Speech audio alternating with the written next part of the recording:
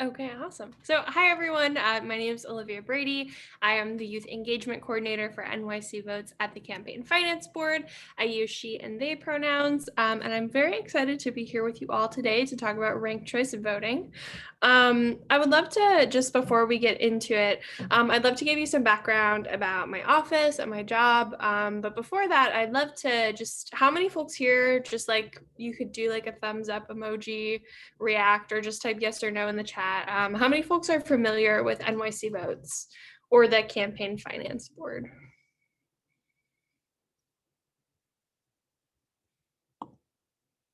I see Andrew says sort of.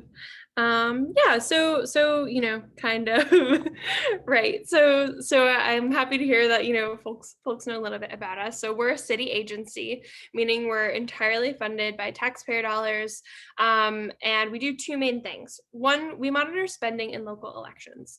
So we make sure that there's nothing sketchy happening with how candidates are using their campaign funds, and we publish this data so that the public can see who their elected officials take money from. It's a really important level of transparency to have in local government. We also administer the matching funds campaign. So for people running for office who opt into that, they're basically only allowed to take small grassroots donations. And for every $1 they raise, they can get up to $8 back from the city to help run their campaigns. And this money is supposed to be used for, campaign spending. It could be used for anything from like childcare while you're out campaigning, to also just like, printing flyers, getting t-shirts made, things like that.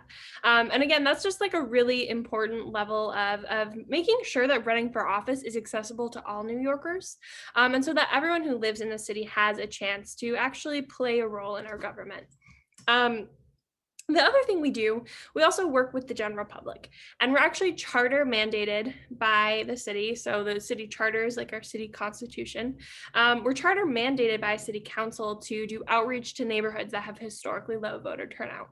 So as an agency, one of our focuses is youth voters because consistently across the board, young New Yorkers have low voter turnout, particularly for local elections, which I'm sure is not super surprising. If you're interested in that, I offer another training where we talk specifically about that data. But yeah, let's talk about ranked choice voting today. So I'm basically just going to give an intro, like what is RCV, why are we using it, but we're also going to talk about what are some frequently asked questions by voters and how can you actually talk to people about RCV in a way that is effective, and in a way that's been tested by research that we've been doing for the last year or so. So ranked choice voting, what do you know about it? I don't know if folks in the chat want to share or just like shout out maybe like one or two things that you know about ranked choice voting or maybe questions you have about it. It's just helpful for me to have a baseline of what everyone's walking into the space with. Is it sort of like you rank the candidates by 1, 2, 3, on, and then if your first choice candidate does not get the most votes, then your second candidate gets your vote or something like that? Yeah, absolutely. We don't even need to take the training anymore because you just explained it perfectly, right? Yeah, so it's just ranking candidates in order of preference. Oh yeah, yep. The Oscars do use RCV when they're sharing that when they're picking their nominees. Yeah, and also Maine is one of Maine and Alaska are two states that actually use it. So things that you might have heard, right? Ranking candidates in order of preference. It's new. You can have more diverse outcomes with RCV. There's less negative campaigning. Votes are calculated by a method called tabulation. New Yorkers voted to adopt it. It gives you more say, right, at every level of who's voting. You may have also heard that it might be confusing to some voters. Candidates also need to garner broad support to win. And it's only being used in primary and special elections for local offices. So these are just maybe some like buzzwords or phrases you've heard about RCV. But really what it is, it's just an electoral system. It's a way for voters to elect their representatives. You rank up to 5 candidates in order of preference instead of choosing just one. And some of like the benefits to this are voters have more say at every level, right?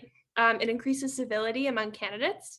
And what's really interesting is that the data shows that RCV actually leads to having more diverse and representative candidates, not only running for office, but also winning office at the local level, which is very exciting.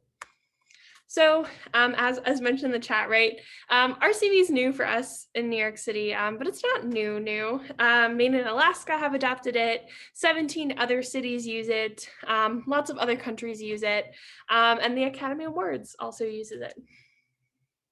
And you can just see here, like, a lot of states don't like use it for everything, but a lot of them just use it maybe for their military and overseas voting. They might use it just in party elections. And so you can kind of see like it's used in some form or another in about half of the country. So we're using this in New York City because in 2019, did anyone happen to vote in the 2019 local elections? I did. I see some folks raising hands. I know we also have a lot of non-New Yorkers here, but you guys are, doing work in New York. Also Right. shows that we are the old ones, you know. Yes. So in 2019, one of the questions on the ballot was to establish ranked choice voting for primary and special elections just for local office. And one of the coolest things about this is actually 74% of New Yorkers voted yes on ranked choice voting.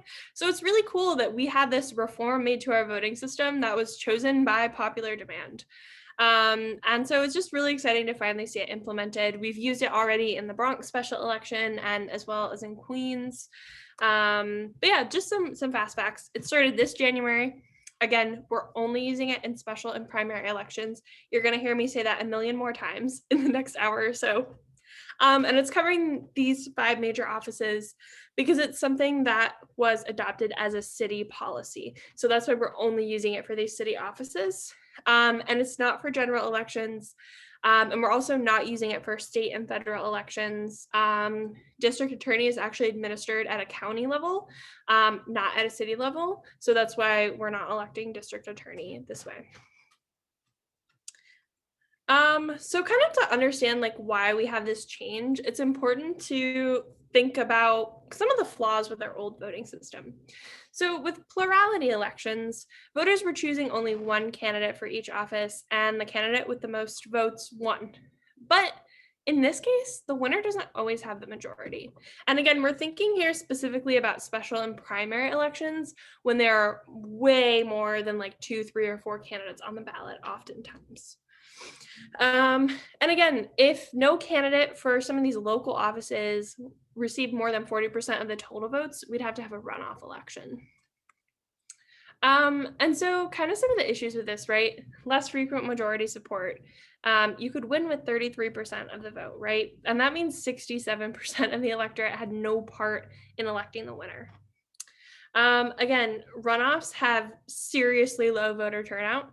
Again, and if we think already about kind of the structural, social, economic factors that lead certain groups in New York City to participate in elections at a higher rate than other groups, and then you combine that with an additional runoff election that people don't have time to plan for, that, we don't even know if we're going to have to do get out the vote work to get people to vote in it, right? It really leads to a very select few New Yorkers who are actually making decisions for the rest of us on an even on an even higher level kind of than just with a regular election. Again, runoffs also don't allow full participation. If you vote by absentee ballot, there's simply not enough time to print out ballots, mail them, wait for them to get sent back, and then count those ones. And this is kind of the least important thing, but definitely like a huge perk, especially since the city is currently experiencing a financial crisis, is just the fact that runoffs are expensive, and ranked choice voting pretty much like eliminates the need to have a runoff election. Again, so why are we using it? We know we voted on it, but like, why was this even on the ballot in the first place? What are the benefits here? I'll also pause. Does anyone have questions so far? Cool, cool. Okay, so the three kind of main benefits here: voters have more say in who gets elected, candidates are more likely to appeal to each other, and voters elect more diverse and representative candidates. So again, like kind of the talking point here, even if your top choice doesn't win, like you can still help choose who does. And again, ranking is like a very intuitive concept for us. I'm sure many of us remember, with the Democratic primary in 2020, there were all of these candidates running for office, and a lot of them had different platforms, right? I certainly like had preferences. Like I really loved one person, but I was also like a fan of another person, and would have totally been okay if like this third person, right, got the pick. It's very intuitive for us to have these preferences already. And again, ranking other candidates, it doesn't harm your first choice. Your second choice is only going to count again if your first choice is eliminated. And I'm going to explain how the very complicated counting process works towards the end. Again, you can also, you don't have to worry about voting strategically here. I know like the last cycle of like presidential elections, we had again a lot of the very exhausting conversation of like what's electable, who is actually electable for president. I know like one of the frustrating ones to hear was like, is a woman electable for president, right? And so what we're seeing too with the data is that ranked choice voting kind of like eliminates this strategic conversation. And so you're really able to just vote with your values, as opposed to really like thinking about this like in-depth kind of strategy. The other awesome benefit is that candidates who are there, if they're not your top choice, they still need your second, third, fourth, and fifth choice votes to win. And this is going to make them appeal to you instead of attacking each other, because you need this broad support. You can't just go to your group of voters who you know consistently votes, who you know likes your policies and platforms, and mobilize them. You also have to figure out like, who would support me as, their second, third, fourth, or fifth choice, right? Right. And then we also, out of this, we get more civil campaigning. Negative campaigning has a really, really harsh effect on voter turnout. It makes voters really disinterested in the race. I'm sure all of us have like experienced an election where it's just been two candidates complaining about the other guy. Right. And voters are interested in that. Like, we want to know what you have to offer, what you're going to bring to the table. Right. And so voters actually perceived a reduction in negative campaigning in cities that used ranked choice voting. And in many cases, candidates actually like endorsed other candidates who were running against them, to say like, rank me as your first choice, but like this guy has really similar values as me, like rank him as your second choice. So it's a really great way to make sure that candidates are actually like working together to get things done, as opposed to just trying to like maintain staying in office. And then the third point, which I think is really interesting, is just that voters who use ranked choice voting are electing more diverse and representative candidates. And again, I don't want to simplify this point and simply say, like having more women candidates in office means that like we'll have women candidates who make policies that are good for women, right? We know that this is not always the case. But it is important, to make sure that we have a government that actually looks like the people who are consenting to being governed, right? I'm thinking in New York City specifically, we're about 51% women, which is, the average, right? But only 23% of our city council members reflect that. And the rate is even lower thinking about women of color in office, which is crazy considering, that we live in New York City. Just in the San Francisco Bay Area, the cities that adopted ranked choice voting saw more candidates of color running for office.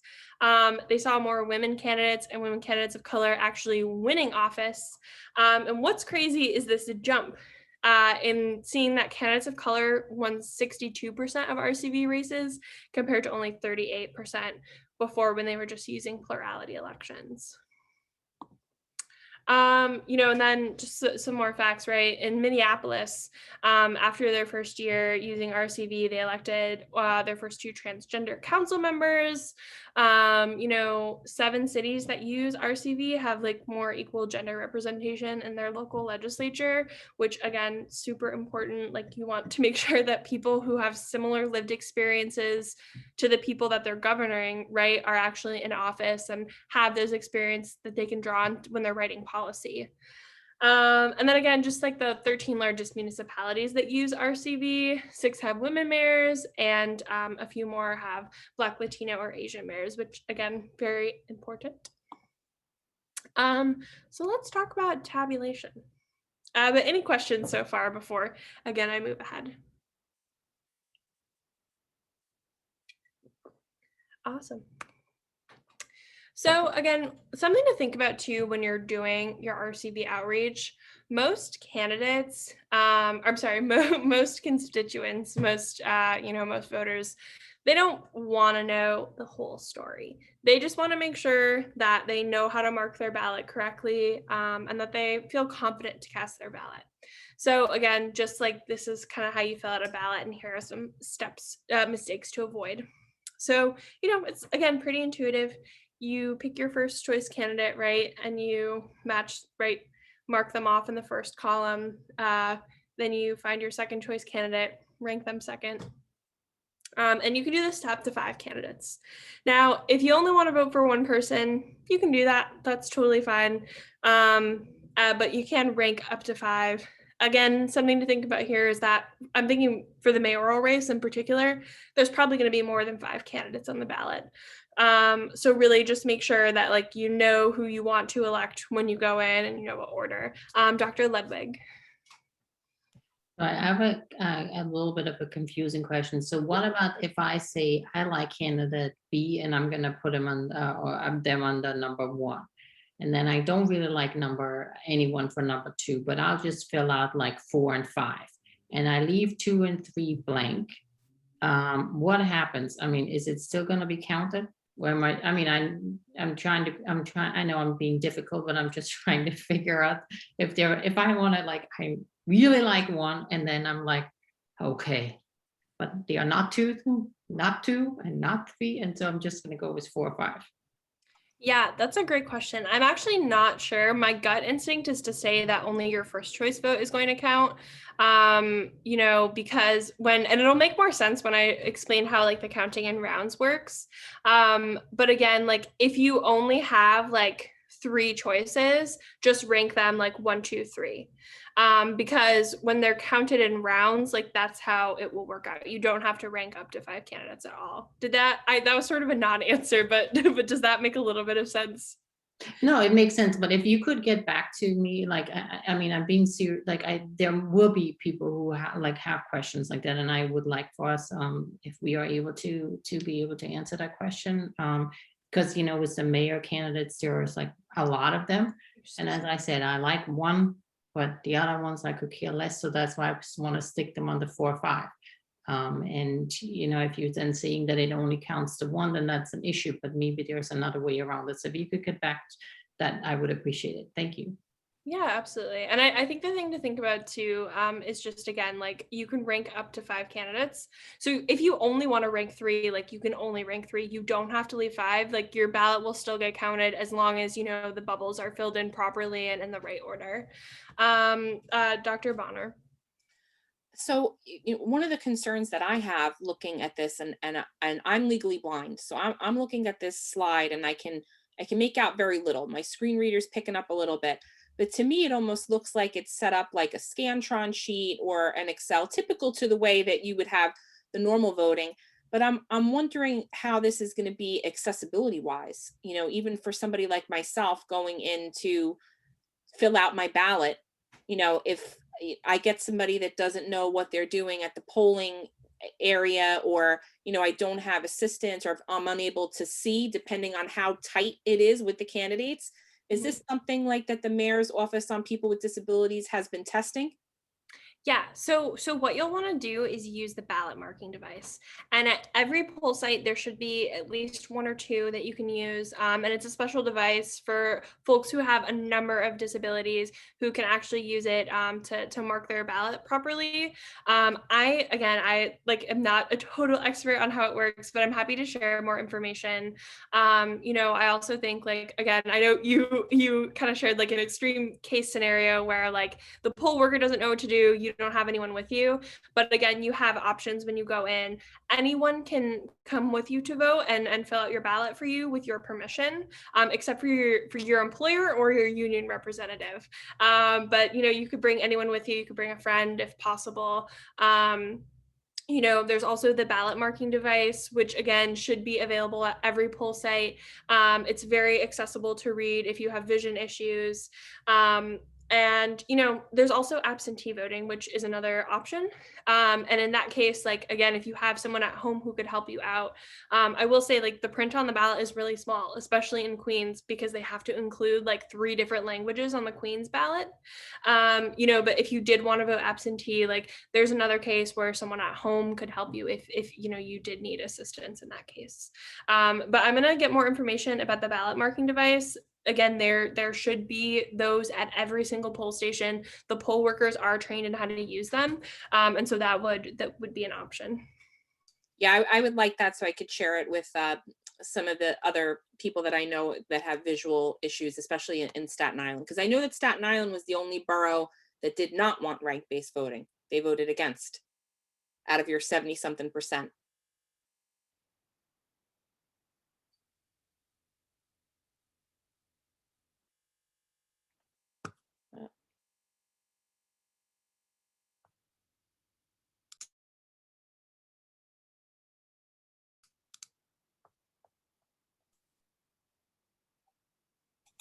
Am I back?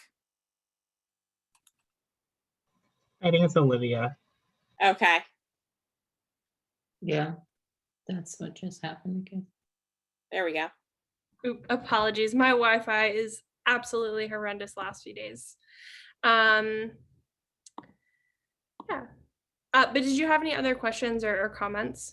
I just said that I know that Staten Island was the only borough out of the 5 that voted against rank-based voting, correct? Yes, that's correct. Okay. So again, that's why it's super important to make sure we're coming in with our talking points ready to go. And I think also taking the approach of we're not here to endorse ranked choice voting. It's the law now, and we're just trying to make sure that voters have the information that they need. Yeah, but here to your point, right, here's kind of a sample ballot from Queens. It is pretty tight. And I did cut off some of the candidates here so that you could actually, fit this on the screen. But again, this is what the ballot's going to look like. There are options. Yeah, and so just some errors to avoid. Don't overvote. If you rank 2 candidates for the same rank, so if you rank B and C as your first choice, we're not going to know who you voted for. Again, if you do make a mistake, you can get a new ballot, and you can do that as many times as you want. You can ask a poll worker for assistance. I also I am a fan of absentee voting. Again, vote in person, vote absentee. They're both, safe, efficient ways to vote. But, in this particular case, my partner and I have both been voting absentee, and I drop the ballots off in person, but we're able to actually sit down if you live in a household where the culture is comfortable to do so. If you have friends and you want to get on FaceTime, you can actually sit down and research the candidates on the ballot together, talk about, who you're going to vote for, engage in discussion that way. But especially with ranked choice voting, it's helpful to make sure you're filling everything out correctly. And then don't rank a candidate more than once. Only your top ranking for them is going to count. Because, for example, if candidate B has the least amount of votes in the first round and there's no clear winner, they're going to get totally eliminated. So none of these other votes are going to count, meaning there's no strategic benefit to ranking the same candidate for all the ranks. Yeah, and so this is kind of how the actual counting in rounds works. So all your first choice votes are counted. If a candidate gets more than 50% of the votes, then they win the election. Again, if no candidate earns more than 50% of the first choice votes, then counting is going to continue in rounds. So what's going to happen is the candidate with the least amount of votes is eliminated. So in this case, candidate D is eliminated. The Board of Elections is going to take all of the ballots. They're going to look through, see who ranked candidate D as their first choice, and then they're going to redistribute their second choice votes to the different candidates. So this is just one example of what a ballot will look like. This person had candidate D as their first choice, candidate C as their second choice. So this person's vote is now going to go from candidate D to candidate C. And it'll look different for everyone's ballot, of course, because everyone's going to have different preferences. So again, we still don't have a clear winner here, right? We don't know who has more than 50%. No one has more than 50% of the votes. So candidate C is going to get eliminated, and that person's votes are going to be redistributed. Again, right? So after redistribution, candidate C still has the least amount of votes. We're going to knock them out and redistribute those votes. So in this case, right, this process is going to continue until, there's only 2 candidates left. And, the candidate with the most votes will win. So in this case, candidate B had the most votes. And you can really see through this process, right, how you still have a say at every step of the way. Any questions here about tabulation? I have a question. Go ahead. So, is it when they reach the 50 mark, that's when they win? Yes. Okay. Yes. Oops, sorry, I went ahead a little bit. So if we're doing these multiple rounds to get to that 50%, if it doesn't happen with the initial tabulation, how long can we expect from the time the election ends for the result to come in? Is it going to be in that same evening, or will it be longer? Great question. You led me right to my next slide. So, it's going to take a little bit longer for us to count the votes. I know in the Queen special election, it happened mid-February, and we just got the results finalized this week. But again, that's okay. There's, time. It just means that the Board of Elections is doing their job. They're carefully going through the ballots, making sure everything's counted. And again, it's a relatively recent development that we actually know who is the winner on election night. Back in the day, there were people riding horses with a satchel full of votes to go to the next town over to count up votes, right? And with this election as well, just because of the influx of absentee ballots in 2020 for the presidential year, it did take us longer.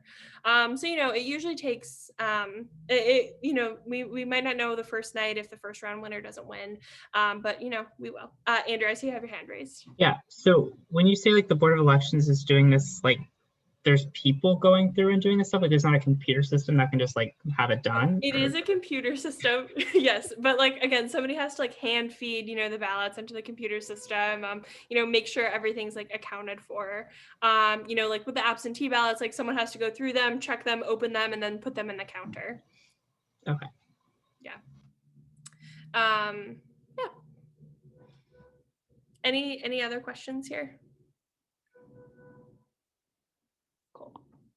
Okay, so I have a quick little activity we can do. So this is just kind of an example of how ranked choice voting works. I like this site because it breaks down the math. Let me just put this in the chat box for you all. If you visit this site, I'm gonna stop share and then I'll reshare. If you visit this site, I have it set up for you to do, sorry, too many windows open. I don't know where anything is. My apologies. Okay, so, right, so the way this site is set up, again, it's just you drag and drop in preference, your order, your favorite NYCVotes, and then you can kind of see what the results are. So I'll give you all just a minute, 30 seconds to rank your favorite New York City foods, and then we'll walk through the results. And by no means do, I mean to say that like, choosing your elected officials is a very serious decision, not like choosing your favorite food. But I like to use this as an example just so you can see how the math works. I like the way that the site breaks it down. And I've also been using it in all my training. So I have the food preferences of like hundreds of teenagers on here.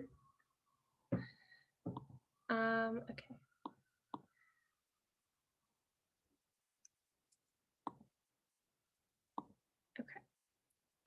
So let's see the results.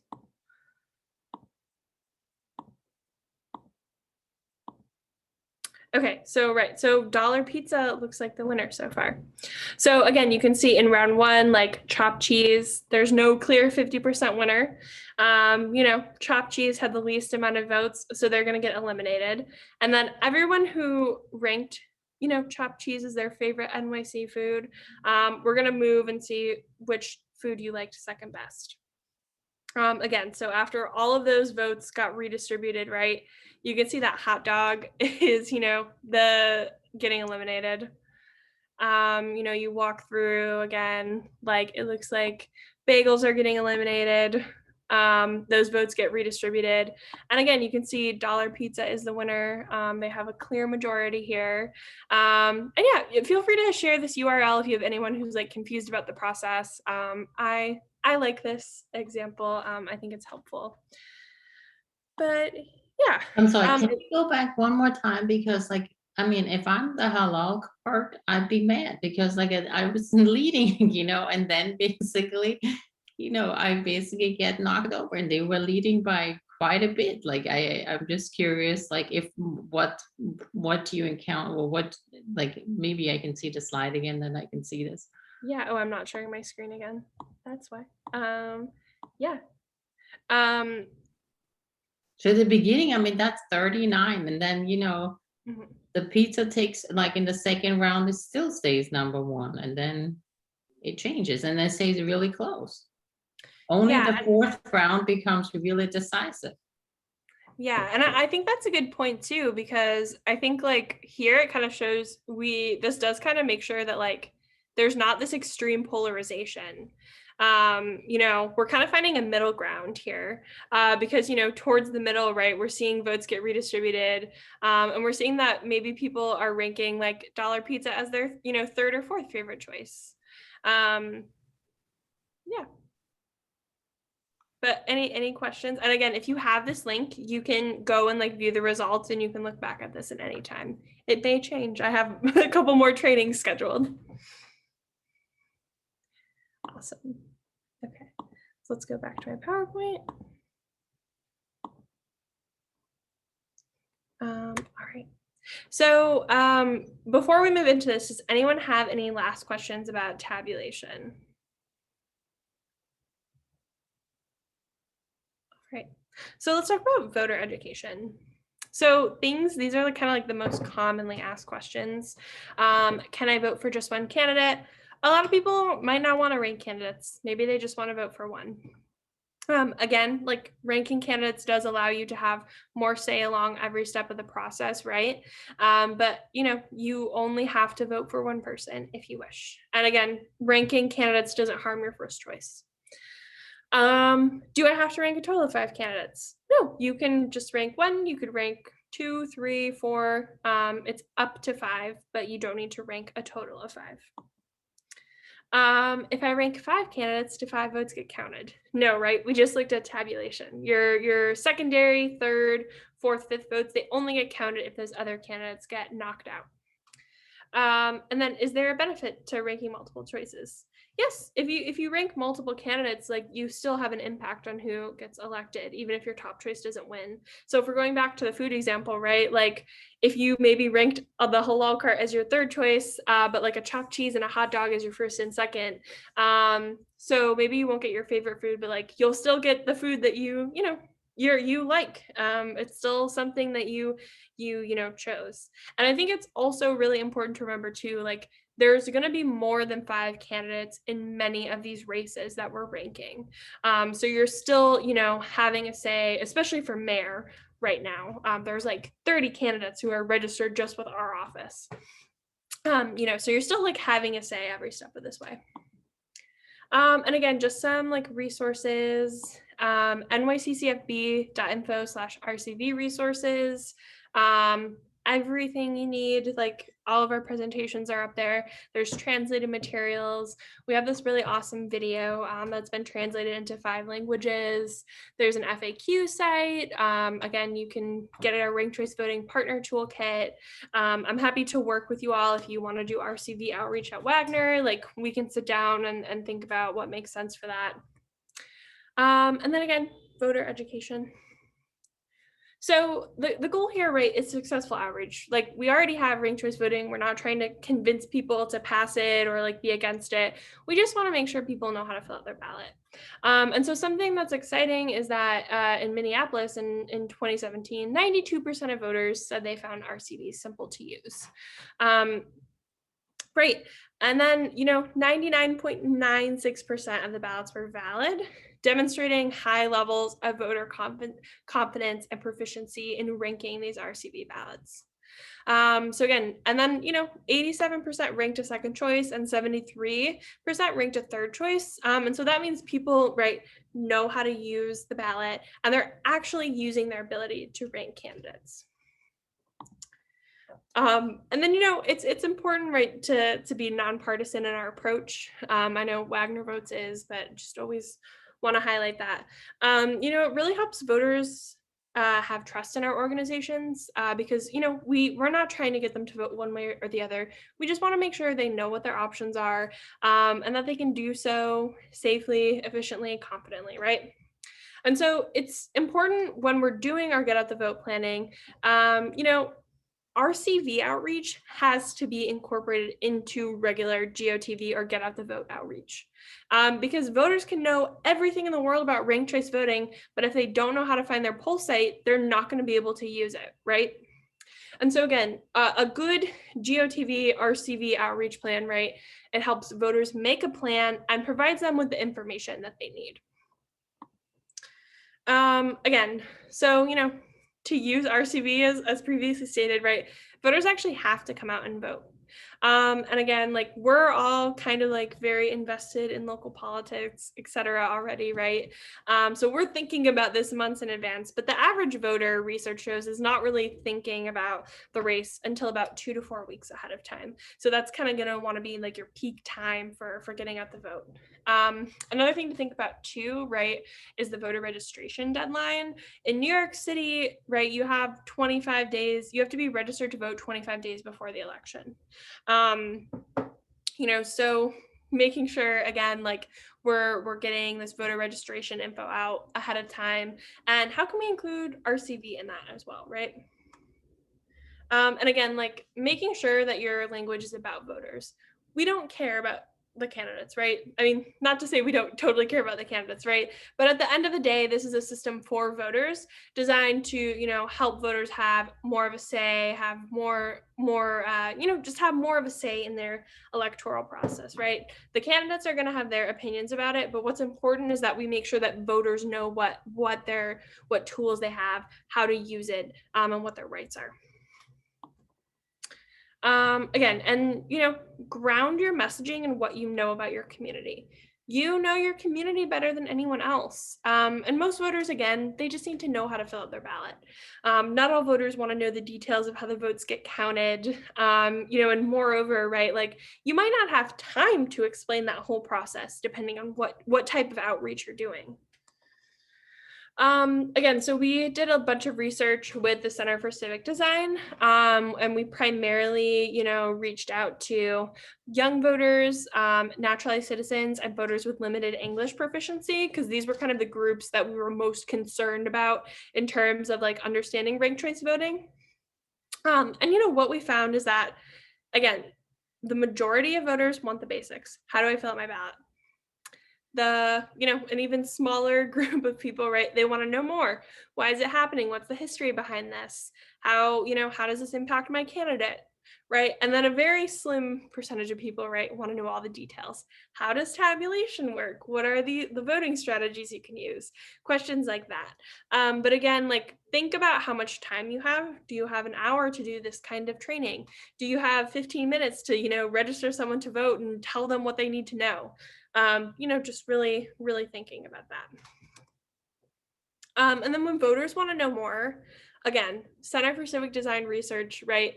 It shows voters want to know why this is happening. So it's good to remember that 74% number. There's a reason it had its own slide, right? 74% of New Yorkers voted yes. I think you guys are also in a unique situation. If you're doing outreach to Staten Island, that was, the only borough that voted against RCV. Just again, emphasizing in that case, right? This is the way things are. These are the benefits of RCV, and like we're here just to make sure that voters know like why this system is happening and how they can use it. And then just a couple like I'm just gonna skim through these because I already went over them. But if you're doing outreach, I would recommend using these slides. Just again, talking points, top lines, right? You have more saying who gets elected. Even if your top choice doesn't win, you can still help choose who does. Again, you can support your favorite candidate. So you can vote for your top choice first without worrying about who's likely to win. Candidates are more likely to appeal to a wider audience. There's less negative campaigning. That's huge. Again, and we're electing more diverse and representative candidates, people who more closely like represent the neighborhoods and districts that they govern. Just again, more representative electeds.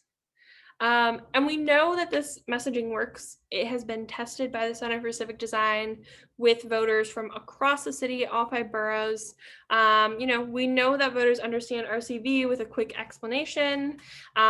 Voters really like the idea that candidates are going to focus on appealing to them. And again, voters really value the diversity of NYC, and they want representatives who look like the city that they represent. Again, we've already used it in Queens and in the Bronx. Those special elections happen today, actually. So polls will be open until 8 or 9 p.m. We'll have those results in a couple weeks. And then the whole city's using it for the primary in June. Again, just some key takeaways here. If you're doing RCV outreach, be comfortable with the material. Figure out what your outreach plan is ahead of time, right? You can use the NYCVotes social media. We have like great tools and resources. You'll find some videos of me explaining what RCV is. Figure out like where it's needed and where you can be. And if you want to, customize this to suit your needs, reach out to me. We can work together on this. Again, these are deadlines for the Bronx. I'll skim through these because all of these have already passed. And then just some deadlines for the upcoming election. Take a screenshot of this, put these dates in your calendar. I know many of you are not voting in New York City, but it sounds like, you're doing outreach in New York City, which is awesome. So, just make sure you remember these deadlines. We have a pledge to vote you can take. I'm going to send a follow-up email with a ton of links and resources that I didn't list here, but, you'll have access to all of those. And so, if you need to follow your find your poll site, check your registration. If you are a New York voter, voting.nyc is the place to go. And again, nyccfb.info/RCV resources is a great source. And, we do have this video, right, that's been published in 5 languages. That is a huge help. So that's my presentation. Write my email down. I'm happy to reach out to all of you. Does anyone have questions for me? I have a question, but it's not related to rank-based voting. Mm-hmm. So like when I go vote, I notice like there's some candidates on the ballot that like I have no clue what they stand for. And like when I try searching it up, I go on Ballotpedia and like it's still like navigating through it is just kind of hard. So like I was wondering if you had like any websites that I could look through. Yeah, so first of all, we release a nonpartisan voter guide before every election. And so the candidates actually submit their own information to that. I also recommend looking for their social media, looking through their own websites. I know that can be kind of tedious, especially when there's so many candidates running. But I think also too, for like a lot of city council offices and like some of these fringe candidates for mayor, they don't update their websites, they don't update their social media. And I think that in and of itself is also like telling of whether or not you should vote for someone. Thank Did you. that answer your question? Any other questions? Awesome. We have like a couple minutes left. Do you guys want me to show the ranked choice voting video? I'm gonna stop recording it now. Is that okay?